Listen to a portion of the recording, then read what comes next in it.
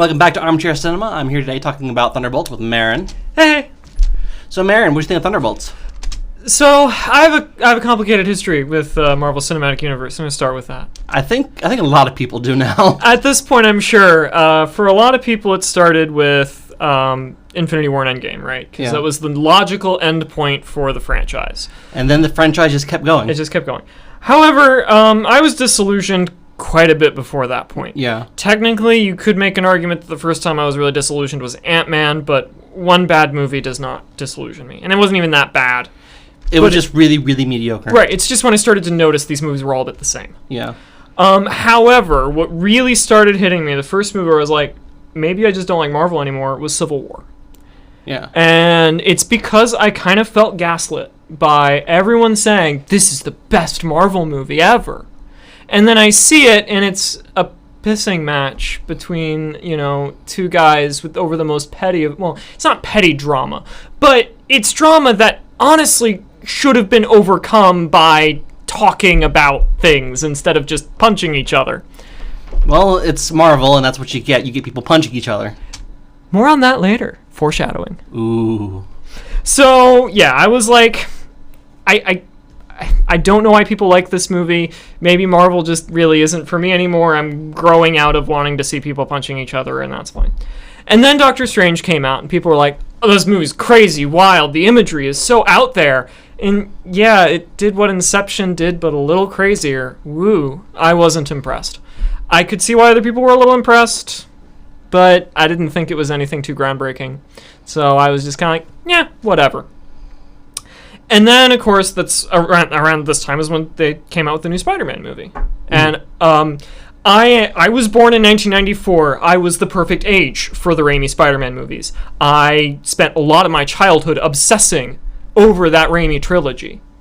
It was the first PG-13 movie I saw in theaters, and I went wild for them. I had tie-in novelizations. I had toys. I was crazy for that franchise. So when I heard people saying, oh, this is such a great Spider-Man movie, it really captures the character. And on top of that, it's like, it's a fun high school movie. It's not so much like a superhero movie. I go into it and I see another MCU movie. And I'm starting to get a little sick and tired of all these people telling me, this one's different. This one's new. This one's fresh. And I have to admit, the next one I saw, Thor Ragnarok, did start to bring me in a little bit. Because Taika Waititi's humor is incredible. Yeah. And Thor Ragnarok was an enjoyable movie, but it was also, I wanted it to go further, Yeah. It still felt restrained by the MCU. And that's been my problem for the majority of MCU movies. It feels like they would be better movies if they just weren't MCU movies. So, and then I saw the Infinity Saga, because, of course, I had to see the Infinity Saga, Infinity War and Endgame. And, okay, it was what I expected. No big deal. Moving on. And then Sam Raimi was tapped for Multiverse of Madness. I was like, holy shit. Yeah, a Sam Raimi movie in theaters. I never get to see a Sam Raimi movie in theaters. I always miss them. So I was really excited to see a Sam Raimi movie in theaters. And you know what I saw? I saw an MCU movie again. God damn it. Can these MCU movies stop being MCU movies? I'm getting frustrated now. So, yeah, that's what I'm kind of going into Thunderbolts with. This frustration of every time someone tells me this movie's different, I'm just seeing another MCU movie. And you know what? This one was different. I had fun. I cared about things. I thought about things. I even almost cried a little. Like, that's cool, right? Let me explain where I fell off the MCU. Because I stuck around a lot longer than you did. Mm-hmm. Because, I don't know, I didn't even start out liking them very much. I liked the first Iron Man. But then I didn't really like the most of Phase 1 until Avengers came out. Yeah. And that's when I stopped taking them as much as movies, as much as I took them as, like, not even interactive, what am I thinking? Like, they come up just like moving comic books. Yeah, or theme park rides, as Scorsese was maligned for saying, unfortunately.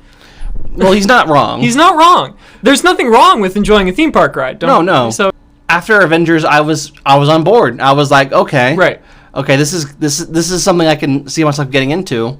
And then it ended. Right. It ended, but it kept fucking going. Right.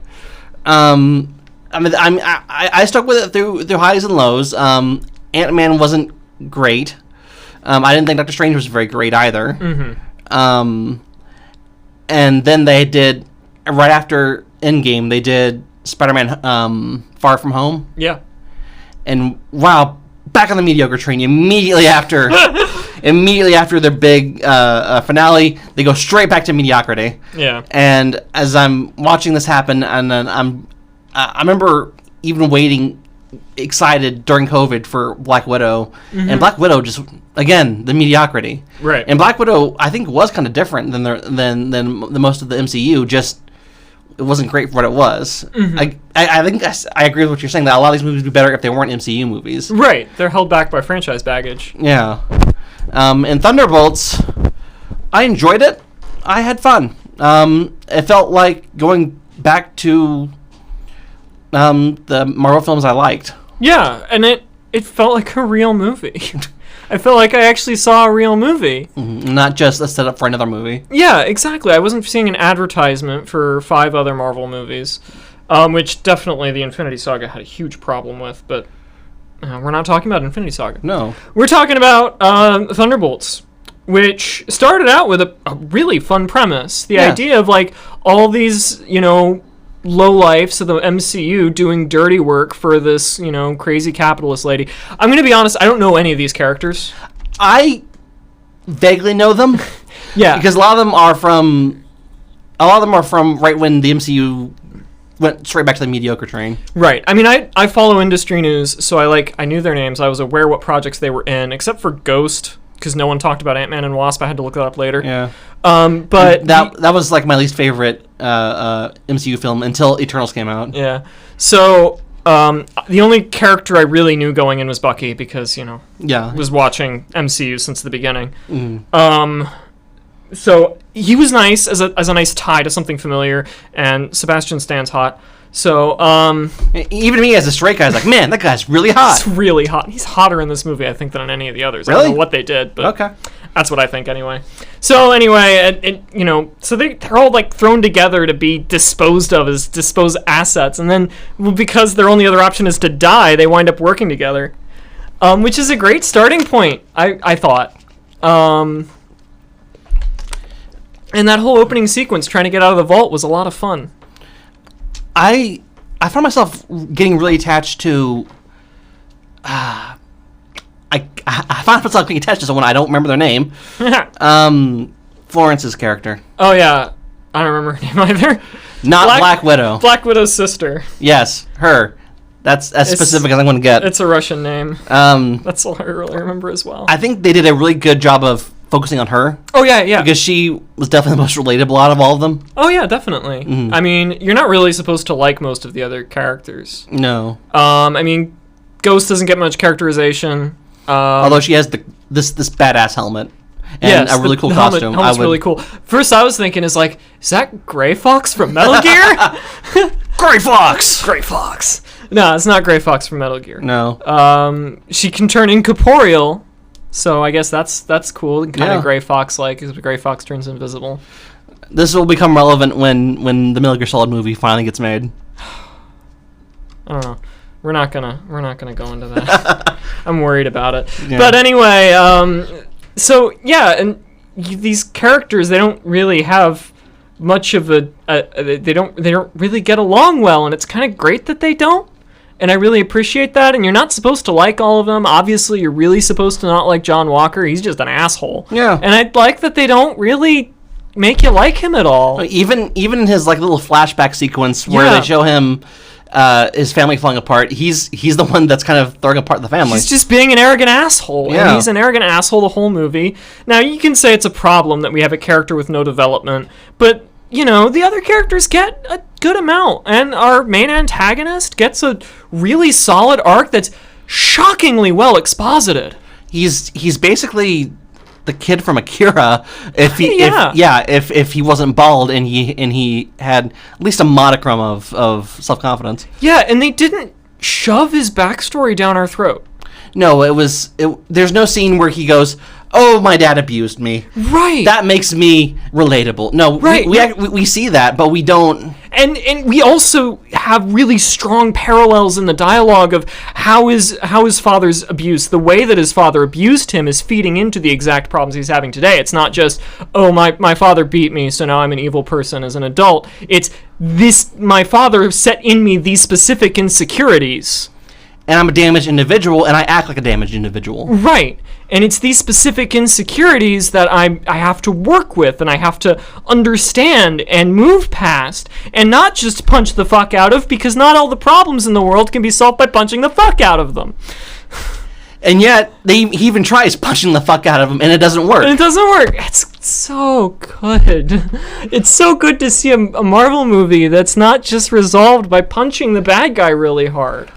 But a lot of punching happens in this movie. Oh yeah, no, it's still an action movie. Mm-hmm. I had fun with the action, It was solid. I mean, I don't think it was anything exceptional, but it was a good time. Yeah, I will say that it's definitely a jump up from like Phase 1 and Phase 2, where the action would happen and it would be in shaky cam. Oh, yeah. And you could barely see what was going on. Yeah, I would say that, honestly, none of the MCU movies really have wowed me with action. Well, maybe Winter Soldier. I'd have to rewatch it because it's been a long time. Yeah. But I think I watched the opening to Winter Soldier like half a year ago, maybe. And that opening scene with Cap just ripping through guys on the boat. Yeah. It was pretty well choreographed and pretty well shot. Really fun.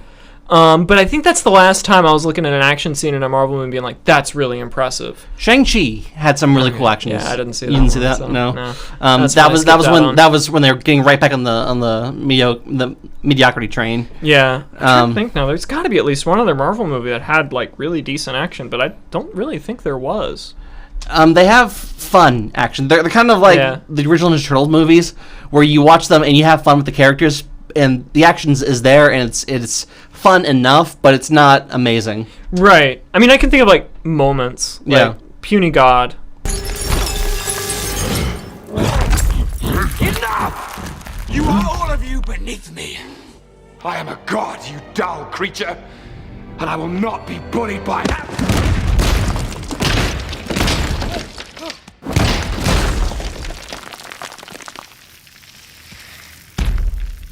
Puny God. That's a moment that really worked. But yeah, I mean, like, for instance, the most action-heavy Marvel movie, the, Endgame, just kind of is in my mind as a bunch of noise. I don't really remember anything too specific I think about the action. That's an issue. It is an issue. It has a lot of noise in it, and the parts I remember about Endgame and Infinity War aren't the action scenes. They're the character drama. They're when the characters are talking. Right. And there's some good stuff in there. It's not amazing, but anyway, Thunderbolts doesn't feel like it needed great action. No. It has it because it's part of the franchise baggage. You can't have a Marvel movie without it being an action movie, because that was I haven't seen it, but that's what I understand Eternals tried to do. Be an action movie without any action. No, it had action. It was just very, very forgettable. Okay. And none of the characters were... The characters and the action were very, very forgettable. I see. And it went on for like 3 fucking hours. 3, maybe 4 hours. Marvel movies don't need to be 3 hours unless they're like the big Avengers movies. Yes, I remember sitting in the theater with Eternals and just looking at my phone and thinking, Jesus Christ, this has only been on for 40 minutes. I'm going to die in this theater. I'm going to die in this theater. Anyway. So... Thunderbolts. We should go back to the movie we're actually supposed to be talking about. The we should. Movie. So I mean, it winds up being a surprisingly emotional piece of filmmaking, and it felt like a single cohesive movie. It didn't feel like what happens with all these Marvel movies, and I'm sure still happened with this one, where they essentially have a second unit shoot all the action scenes, and they're all the CGI's half done by the time the script is finished, and there was not that same feeling where the action scenes and the drama were two separate movies that were just kind of forced together. It felt there was a little more flow going on here, and I don't know if that reflects a genuine shift in the way that production occurred in this movie. I don't know anything about the production of this film, but it did kind of feel more cohesive than other Marvel movies. I do think that Kevin Feige and everyone involved is listening. Yeah. I do think because they've had their first box office bomb, and they had another one. Yeah. In fact, no, the last one I saw was The Marvels. Yeah. Which is one I really wanted to like because there were a whole bunch of sexist assholes on the internet crying it. Yeah. But I got there's a scene where like there are alien cats and they eat everybody. Okay. And I was watching it with my brother. My brother's like, "Oh, this is bad," when that scene popped up. And I was, yep, it was. And I couldn't defend it. I mean, that's part of the reason I didn't go out of my way to see all these Marvel movies, because it's like, I just get the feeling I'm going to get pulled into a chud war, where if I say anything bad, then, I'm going to get lumped in with all these other assholes, because they can't keep their fucking mouths shut. You're allowed to dislike movies for reasons that make sense. Yeah. You can't decry a movie because it has women in it. Exactly. Oh, God. And anytime anyone does that, they are the problem. This is going on kind of a tangent here. Yeah. But whenever anyone complains about this kind of stuff, they're complaining, why isn't this movie geared towards me? Yeah. Why am I not the target audience? Yeah. It doesn't because there are more audiences out there. It's not always about It's not about fucking you. So, yeah. So this is the problem with talking about these MCU movies, is you always have to look at them in the context of the broader franchise. Yeah. Because they're all deliberately so interconnected that's and deliberately so stylistically connected. I was kind of hoping we wouldn't have to talk about the franchise baggage as much, but I mean, that's just the nature of the beast. So yeah, I'm running through the movie. We haven't talked too much about Bob yet. Bob reminded me so much of myself. I kind of figured that'd be the case, knowing you. Except I don't have hair like that, and I don't have, like... There's a brief moment where his shirt flips up, and he's got abs. Well, yeah, unfortunately, everyone in Hollywood has abs, so... the relatability is always going to be somewhat limited in that respect. But no, Bob was a very well-written and well-executed character. I was a little worried parts of the way through that it was just going to be, okay, he's going to be the stand-in for toxic male fans. But he really wasn't. No. And I appreciated that. He was, like we mentioned earlier, he's a damaged individual. He's a damaged individual. And he acts like a damaged individual. And he's been granted an exceptional amount of power, and that has reacted with him very poorly. And that's incredibly intelligently done, quite frankly. I don't know too much about bipolar disorder, which I feel like this was deliberately written to echo. From my very lack of experience with that, it kind of feels like what they were trying to go with these, highs of manic episodes and these lows of depressive episodes, and how neither of them are good places to be. I think that was very intelligently done. To me, it was more about just being on like the scale of mental illness, because a lot of people think that. Well, here's how it was described to me. A lot of people think that it's just like kind of a grab bag. You got this, you got this, you got this. No, it's a sliding scale. Right. Of how crazy you're going to fucking get. Right. And I can say that because I'm a very mentally ill person.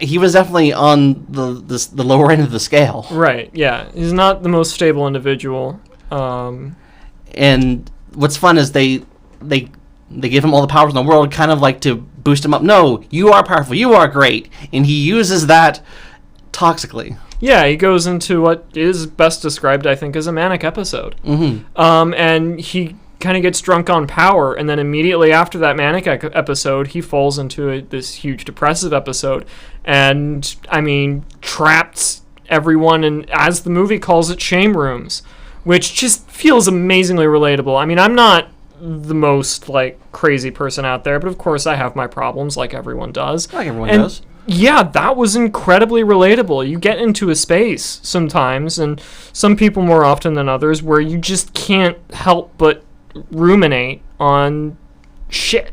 Where the things have gone wrong. Yeah, and it actually reminded me of like what's become I've noticed has become one of my like most favorite tropes in dramatic storytelling, which is the psychological landscape. I was probably first initially really exposed to it in a way I noticed in Silent Hill, the franchise, where people's inner psychologies were manifested by a supernatural force into physical reality. And then I noticed it again in Puss in Boots: The Last Wish. Two drastically different works of art here. That are surprisingly similar because they both play with that concept. Yes.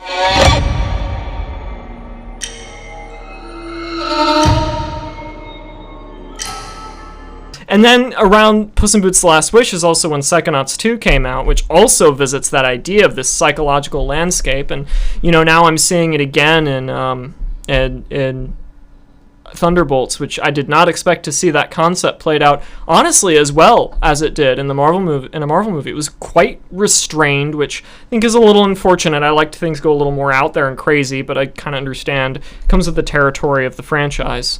Things aren't going to get as wild as I'd like. But the fact that it actually went there, though, and it actually did it in a pretty respectful way. In a pretty respectful way. There wasn't a lot of explanation of how they could move between each other's things and how the mechanics of that worked, but that's fine. It's all supernatural sci-fi bullshit. It's about the psychology of ruminating on intrusive thoughts and ruminating on the things that have triggered you. Right. Oh, and I also really appreciated that Bob retreated into the least painful of his shame rooms. And I thought that was really interesting. That as a coping mechanism, he, didn't divest himself entirely, but sort of microdosed his trauma. That's fascinating to me. That's kind of what happens. Yeah, I've never been in that space myself where I've felt like I've hid from worse feelings by indulging in bad feelings. But that is it's not something the movie hit over my head with, right? No. It was just, there are worse rooms. I'm in here because it's quiet. And there are plenty more messed up rooms. Right. There are worse rooms than this one. I was worried, actually, that the way that it would go, when they said, I want to see your worst room. We need to go to the worst part of it. I was worried that literally what was going to happen is they were going to essentially rewrite his trauma. No. And I'm like, I was really worried it was going to head in that direction because the original Psychonauts essentially made that mistake. Yeah. Did you played through Psychonauts? Yeah. Right? I played it through it several times. So, I fucking love Psychonauts. Basically, what Raz does to the asylum, the inmates, he goes in and rewrites their trauma, as if what if they weren't so bad? Well, he kind of. I got from Psychonauts that he was fighting off their demons and again with violence typically. With violence, yeah. But I mean, for instance, the Waterloo world, right? Yeah. He fixed Napoleon's supposed grandson. Yeah. By getting him to win the game, rewriting the trauma. It's like, you can actually win instead of, confronting the fact that he did lose. See what I mean? Yeah. He should be okay with losing rather than being focused on winning. Yeah. I know. I think we could talk about Psychonauts and our interpretations of that game for hours, but we're talking about Thunderbolts here. And so that's kind of what I'm saying, where I was worried that it would be like, you're going to go back to this time your dad confronted you, and you're going to instead confront your dad and yell him down or something, beat him up or something, or something like that. Yeah. And they did not go there, and I really appreciated that. He faces a literal dark side of himself. Yes. This dad is a trigger and a source of a lot of problems for him. But he is the problem. Right. The solution is not punching his dad. As much as you would like to. As much as I'm sure he'd like to, as much as the dad probably deserves it. Yeah. That's not the solution. The solution is confronting this and not punching it, but accepting this is a part of me I have to deal with. This is something I have to understand and acknowledge, and I have to work with the help of my friends. And they have the repeated line, "I'm here." Right, yeah. And I love that line. And the way that Florence delivers it, because I still don't know her character's name, the way she delivers it isn't, "No, I'm here." It's, "Bob, I'm here." Yeah. It's so great. And the power of friendship frequently can read very trite in these kinds of movies, but it was so well built over the course of the the narrative. I mean, to compare it to a prior MCU movie, Guardians of the Galaxy kind of messed it up a little bit, I think. Yeah. I mean, not to say that it handled the theme poorly, but the whole, like, we have to share the power of Infinity Stone was a little cheesy. And it was kind of supposed to be, and that's fine. That was what the movie was going for. But given that this movie was so much, darker, so much more serious, obviously that kind of cheesy moment really wouldn't have worked. So they managed to underplay it so well, while still giving it a kind of bombastic feel. Right. Because, there's all the crazy, things flying around, and what Bob's friends are offering is a port in the storm. It's peace. It's not, It's not the answer to all your problems, because at the end, in the post-credit scene, actually, they talk. He says, "I can't have any power, guys. If I do, I'm going to go fucking crazy again." Yeah, and that is established earlier in the movie. It's not something that's just exclusively in the post-credit sequence. No, it's not like, oh, that really should have been part of the movie, because just like the other episodes he described in the past, he has no memory of this episode. Yeah. And so it's implied that this is a cycle that will continue, and until some kind of we don't know, it could continue forever. And I really appreciate that. Reminds me of the ending to The Babadook, which is another movie I really like about mental illness, where it's the monster doesn't go away. It's something you have to continuously work at and continuously live with. Right. Yeah. At some point, Bob's going to need to take some meds and talk to a therapist for a while. Right. And presumably that's hopefully happening. I mean, now that they're super therapist, the state-sponsored New Avengers franchise baggage bullshit. And that's not even a spoiler at this point. They worked it into the marketing campaign. Yeah. Which was really kind of neat. I have to admit, that's one of the things that piqued my interest a little bit. It's like, that's a pretty clever marketing campaign. Pretending the title changed afterwards. And that's a very Marvel thing to do. And Marvel can get away with that. Oh, yeah, no. It's a little tangent-y, but I say frequently that I don't like being gaslit by the Marvel movies, and they do seem to be really good at gaslighting people. You have the scene of Hulk busting out of the Hulk Buster armor and the trailer to the Infinity Saga. It does not appear in the movie. No. And things like then the digitally erasing I don't think that's lizard from gaslighting. Not the lizard, but digitally erasing the Sony Spider-Man from the No Way Home. No Way Home, yeah. Which I didn't see. Which also everyone was telling me, you really should see that, and I'm like, no, I'm not gonna like it. I swear. I'm telling you now, I'm not going to like it. That was actually one of the few post-Endgame movies that I liked, but I will admit though it could have been just because the ending was kind of sorrowful. Yeah. And that's a good way to get me to like your movies if it ends on a sour note. I think I'm way too cynical to enjoy that movie because I will just see Tobey Maguire and Andrew Garfield in that movie, and I'm just going to fold my arms and say, that's not Raimi's Spider-Man, and I'm going to sit there sullen and glare at the screen because I'm a fanboy who can't get over it. Really, they should, if they want to sell me on these movies more, they should have all the directors come in and just fight. Avengers, Endgame... We just had everyone fight. And Kevin Feige was there looking all over them, just being like, yes, battle my children. And I want to see Ryan Coogler beat all the rest of them up.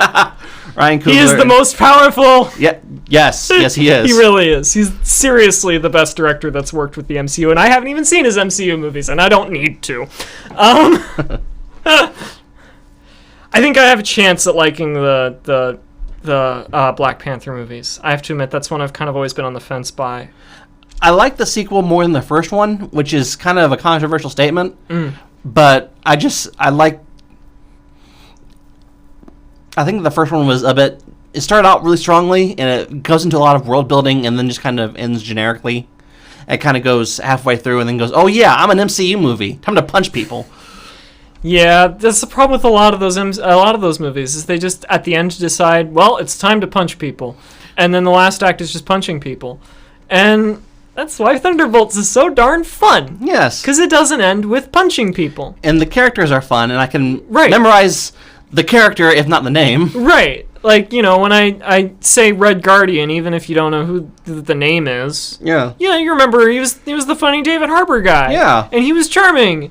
He was the comic relief. He was the comic relief, and he was good comic relief because he wasn't irritating. No, he wasn't. He was. I can see how people could be irritated by him, but he didn't irritate me. Well, because he's the joy of the movie. He's what the audience is yearning to feel. Mm-hmm. Because, I mean, obviously, the audience doesn't go into a Marvel movie to see the adventures of a depressed woman and the people that she's forced to be friends with. Mm-hmm. They want to see people having fun. I mean, that's why the Guardians of the Galaxy movies are so successful. Yeah. So Red Guardian is there saying, no, look, we're in a comic book movie. We're supposed to be having fun, We're supposed to be having fun. You should name yourself after your old Pee-wee soccer team. Yeah. That's fun. We need to have fun. And that's the major conflict of the movie. Is can these people have fun again? And they can. They can. As long as they take their meds. As long as they take their meds. And as long as they stay together as friends. Although they really kind of should get rid of John Walker. Oh, yeah. I mean, this is franchise baggage coming in again and kind of ruining the party because they got to keep John Walker in because they want him to be part of the super team. And I don't know anything redeemable about the guy. I haven't seen the show he comes from, so right. I don't know. And that's another thing that Thunderbolts works for me, that the characters work if you just look at this one movie. Yeah. Like, if you know nothing about any of them, you'll be fine going into this movie. You'll probably get confused with the names, but I'm already confused with the names. So that's why they've got colorful costumes. Yes, yeah. You got the white lady who disappears. You got the big red guy who's funny. You got fake Black Widow who's actually just wearing black, and Bucky's got the robot arm. Yeah. I mean, everyone's got their own look. And that's one of the strongest things about comic book heroes. Is that they're all character designs. Right. They're character designs first and foremost, and everything else serves that. Mm-hmm. That's why, anyone can be Spider-Man, to quote the best Spider-Man movie since the Raimi movies. I can't disagree with you there. I do think it was kind of cheap that they had the Taskmaster from Black Widow come in, and then they immediately shot her in the face. Yeah, I didn't care, so it didn't matter. Yeah, well, because she's a really tragic figure in Black Widow. Oh, yes, okay. Scarlett Johansson, the Black Widow, apologizes to her, and that's a big moment for both of them.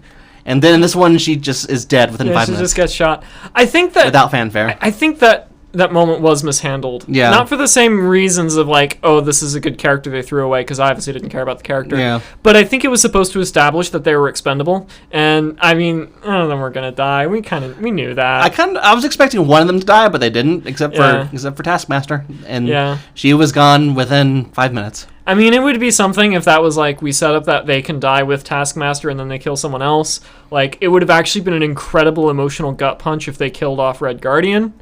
But it also would have ruined the tone of the movie. Yeah. Because he's there to be you can still feel joy. In fact, he literally tells the protagonist, and probably the movie's most blatant bit of exposition, I can see the light in you. And it's okay, yeah, I definitely see where that's going. But, I mean, that's literally the only moment of the movie where I was okay, yeah, we needed that shoved down our throat, sure, whatever. Mm-hmm.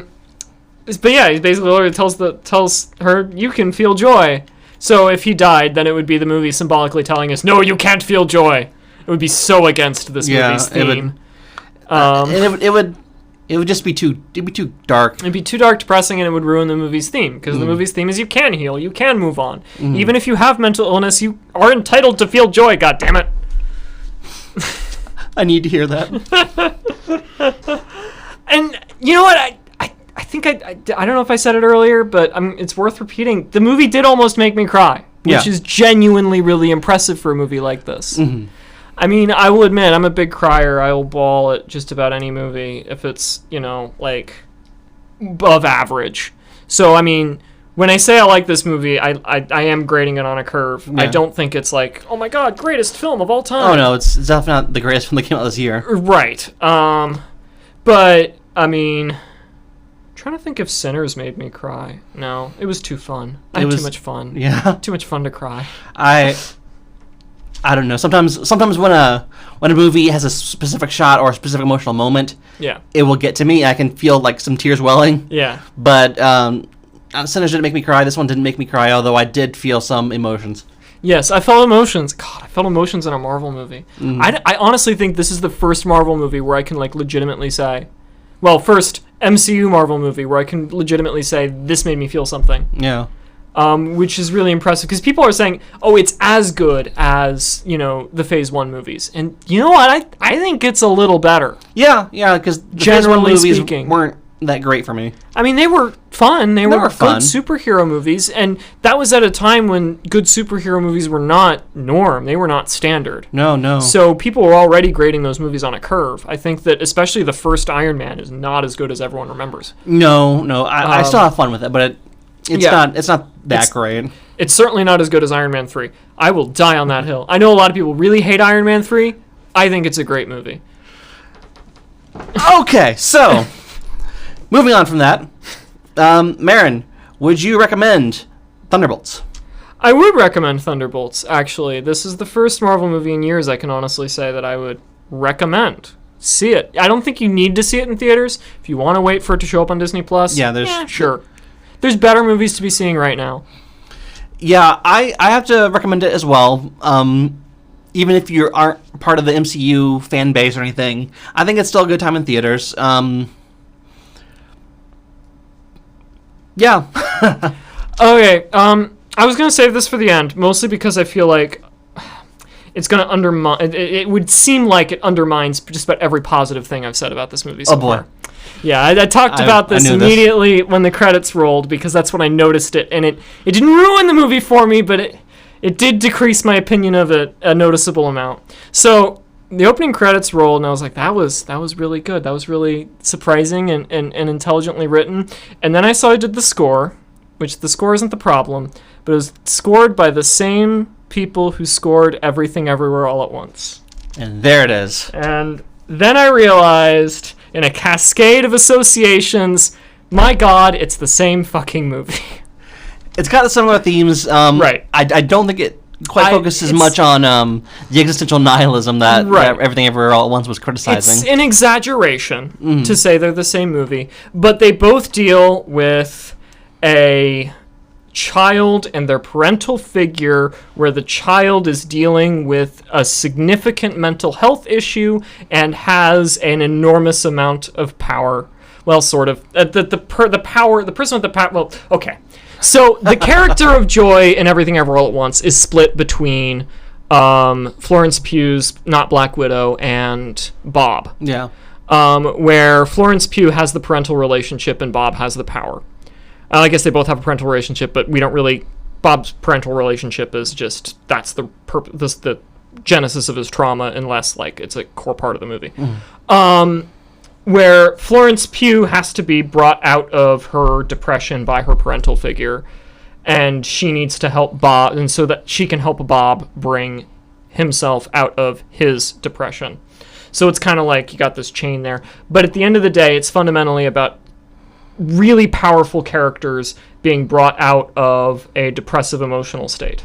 Being brought from the darkness as it is visually represented. Right, and it's in both cases represented by a void. Obviously, Everything Everywhere All at Once is the far more complicated film, far more interesting film, far more philosophical film, with its critiques of nihilism. But it did kind of get to me where I was like, okay, they got Sun Lux. That means they probably had seen Everything Everywhere All at Once and were like, we want to emulate that. And it's a little disappointing that my favorite Marvel movie that I've seen in a long time is an emulation of a much better movie. Still, though, if you're going to emulate a movie, emulate the greats that have come out recently. The most surprising Best Picture winner ever. I did not think that was going to win Best Picture. I didn't either. It's like, this is too weird for the Academy. They're not going to go for it. They fucking went for it. There are butt plug scenes. There are butt plug... If you haven't seen Everything Everywhere All at Once, see Everything Everywhere All at Once. Then come back and watch the show. God, yes. So, yeah, it was a little disappointing that it was like, okay, all the things I liked about this movie, I have seen in a better movie. It's a little disappointing. But this movie still did some of its own things. It wasn't entirely a copy. No. I really liked the way that it exposited Bob's trauma because it didn't we didn't have a big speech about my father used me when I was a kid and told me I was worthless. Now I find worth. Now I have power so I can make people pay. You Yeah. know? That was the, kind of the subtext of his manic episode was, I have power, I can make people pay. But it wasn't nailed down on you. Right. There was subtext. There was subtext. God, it's a Marvel movie with subtext. I know. It's kind of what we're the crux of this. Is it's a Marvel movie with subtext, and it's been a very long time since that's happened. And certainly, I think it's the first time the MCU has done it as good as this. Mm-hmm. So yeah, go see Thunderbolts in theaters if you want, but don't feel pressured. It'll be just as entertaining, just as good on streaming. This isn't like Sinners where it's like you have to see it in theaters. Oh yeah. You just see it when you can, however you can. You'll have a good time. See you next time.